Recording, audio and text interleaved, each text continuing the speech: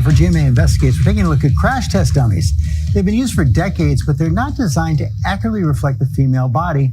One study finds women are 73% more likely to be seriously injured in a crash than men. Gio is back with a push to make women safer on the road. Hey, Gio. Hey, George, yeah, it's really incredible here because women, on average, are more likely to be injured or killed in a car crash than men. So this morning right here on GMA, we're taking a closer look at crash test dummies, and this may really surprise you.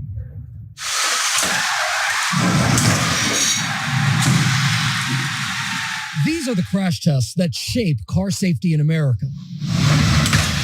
But the dummies inside are based on designs nearly 5 decades old,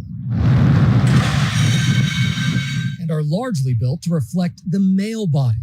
In fact, the current female dummy is essentially a scaled-down male dummy. My small intestine was ruptured. Maria Weston-Kuhn and her family were in a serious crash in 2019. While her dad and brother walked away without injury, she was hospitalized. She says cars are designed to be safer for men than for women because there's no accurate female dummy in testing. She's now advocating for change. When a seatbelt is designed to stop the forward momentum of someone's body in a crash, it's designed to stop that by hitting on your bones, which can absorb a good amount of force, right? I don't have the male pelvis that the seatbelt was designed for. So instead of hitting the bone, it slid up and hit my stomach. And that's how it burst my intestine.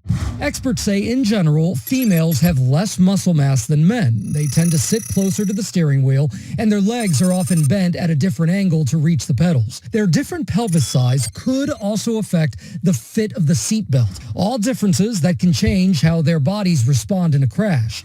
That's where Chris O'Connor comes in. So there's sensors in here that didn't exist 40 years ago. He's the CEO of Humanetics, the largest crash test dummy manufacturer in America. The newest crash test dummy is designed around the injuries that a female would experience that are different than a male. So you can design safer cars against those injuries. O'Connor and his team are pushing to get these more accurate female dummies into government tests now. Our goal and our mission is to save lives. And we developed this test equipment to represent the current injuries and fatalities being experienced, and yet the products are not getting to the market fast enough.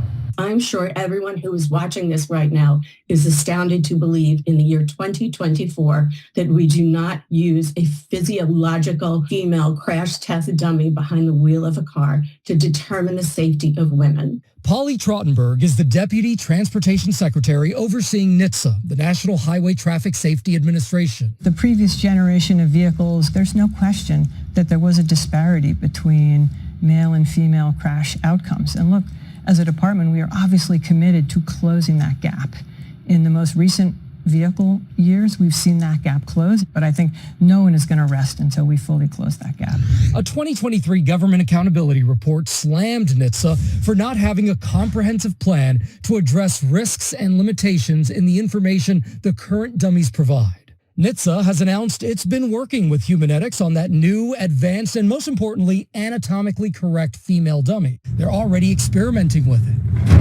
More anatomically accurate in terms of abdomen, upper chest, a more sophisticated set of sensors. This is a real upgrade. So to the critics who say this has taken too long, there's too much red tape to make this happen, what do you say?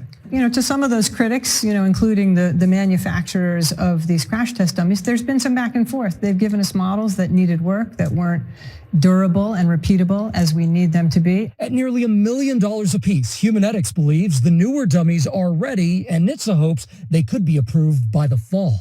This is about our mothers and about our daughters and about our sisters. Every woman getting in a car is at more risk than a man. And even if NHTSA finally approves that female dummy in the fall, it will still take about 4 or 5 years before we actually see them in those mandated crash tests. And that's because the car makers will need some time to sort it all out. But it's just incredible, guys. Really surprising report there. It is very surprising. Yeah. All right.